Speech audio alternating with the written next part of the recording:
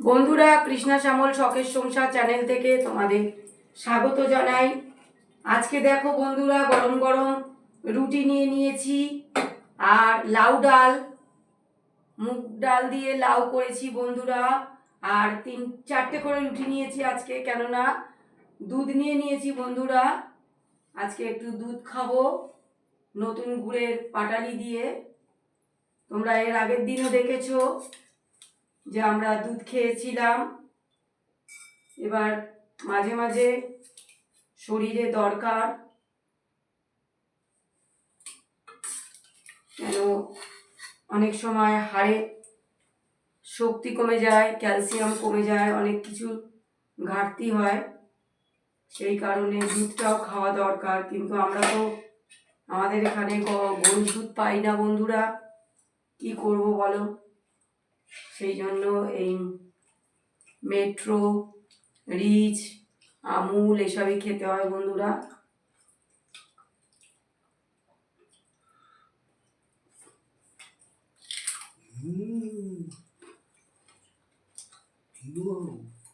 ঝাল আছে, খুব ঝাল, লালটার মতো, লালটার মতো।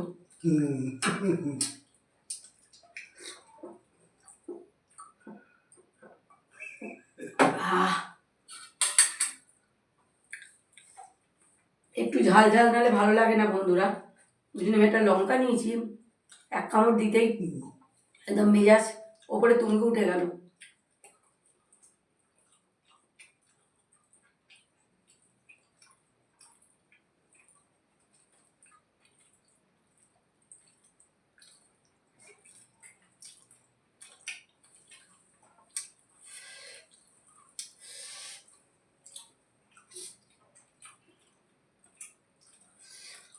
খাবে লঙ্কা? কাদা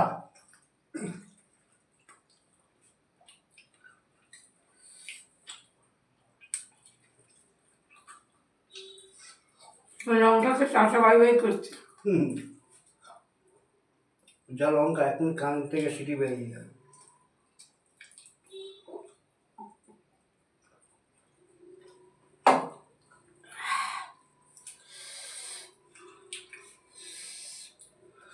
এখন ঝাল লাগছে, প্রচুর ঝাল।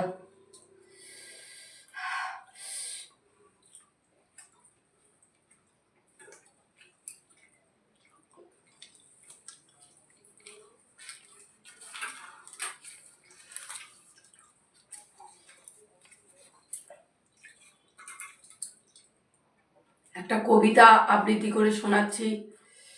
মেয়ে তোমার বাড়ি কোনটা?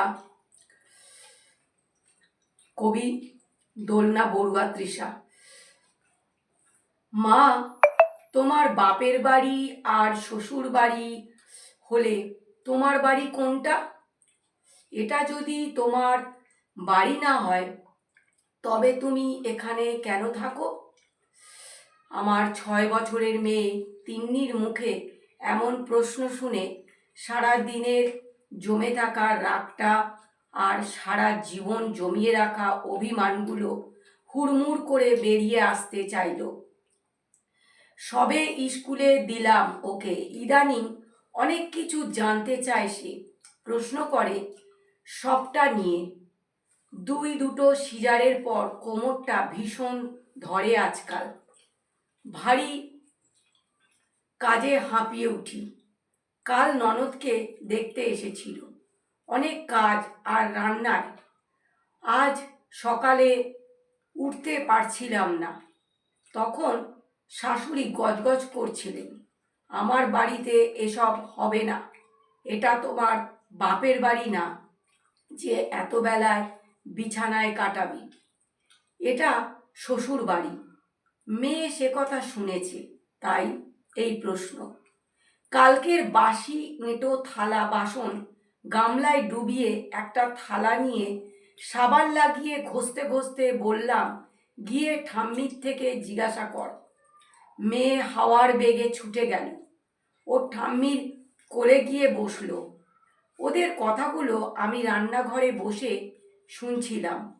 জানি মেয়ের প্রশ্নের উত্তরগুলো যখন দিতে পারবে না তখন বলবে মা